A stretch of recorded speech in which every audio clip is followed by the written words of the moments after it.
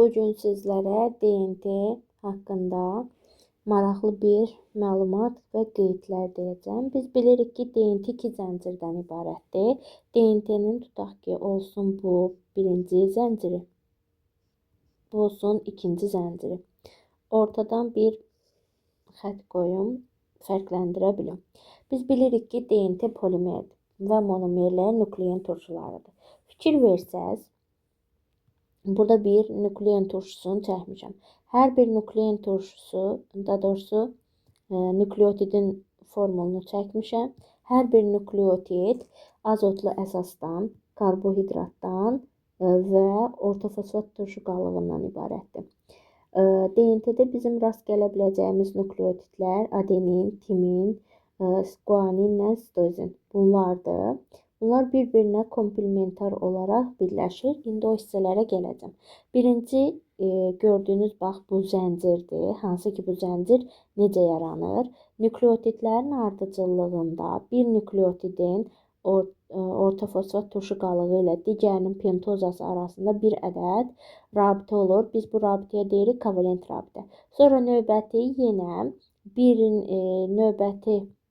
digər nukleotidin ortofosfatı ilə alacaqdır. Pentoz arasında bir rabitə yenə və bu nə qədər nukleotid varsa o qədər də davam eləyir.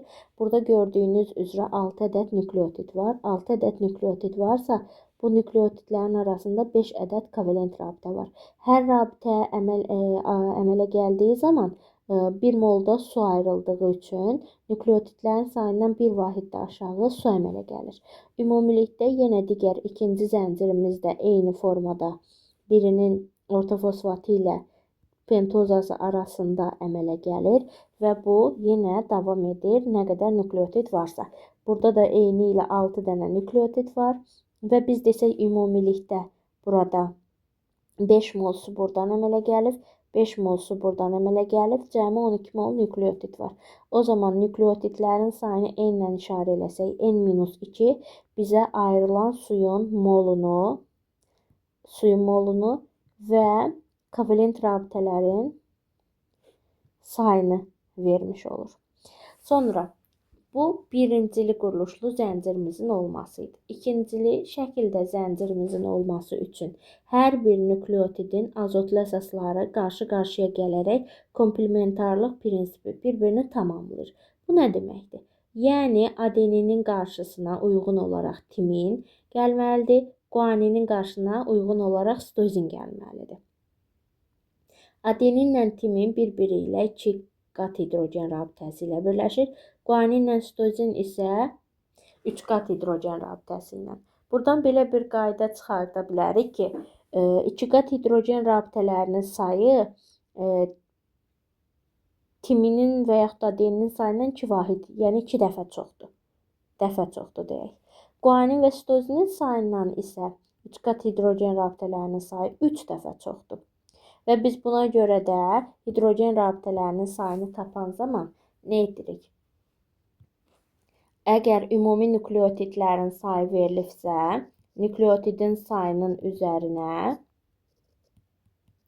ya sitozinin ya da guaninin sayını gəlməklə ümumi hidrogen rabitəni tapa bilərik və yaxud da ki, adenin ya timindən hər hansısa birini verilibsə, aralarında 2 ədəd hidrogen rabitə olduğuna görə sayını 2-yə vururam. Eyni ilə bu timində ola bilər.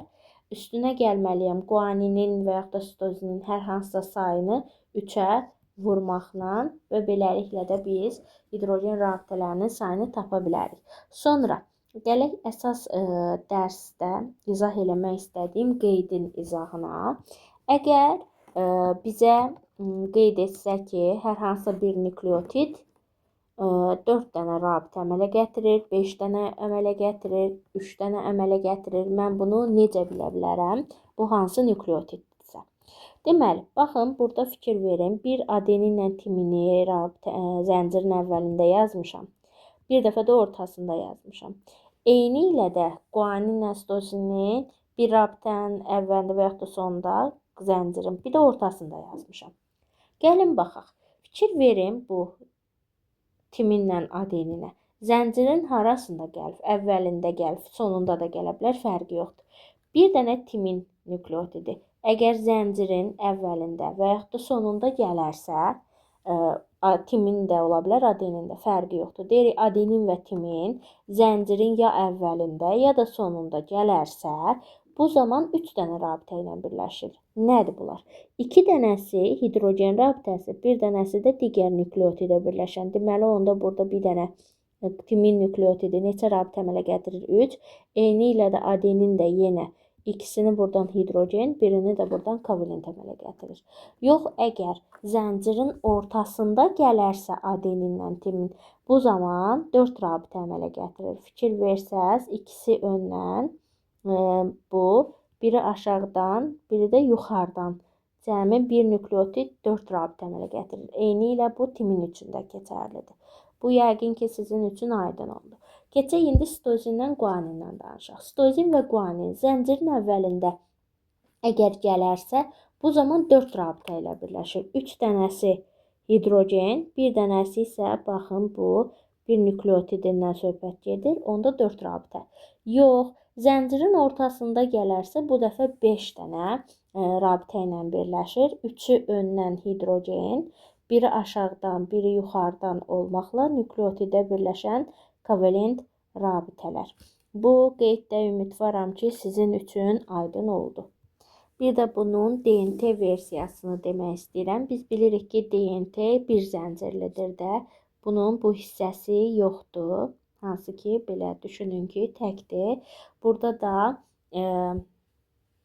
DNT nükleotidində ucdakı, məsələn, ucda yerləşən nükleotidlər, baxın, bunlar başlayan və bitirənlər bir dənə rabitə ilə birləşir, yalnız bu. Amma ortada yerləşən nükleotidlər 2 dənə rabitə ilə birləşmiş olur. Bu da sizə lazımlı qeydlər, hansı ki, bunu videoyu dayandıraraq özünüz üçün qeyd apara bilərsiniz.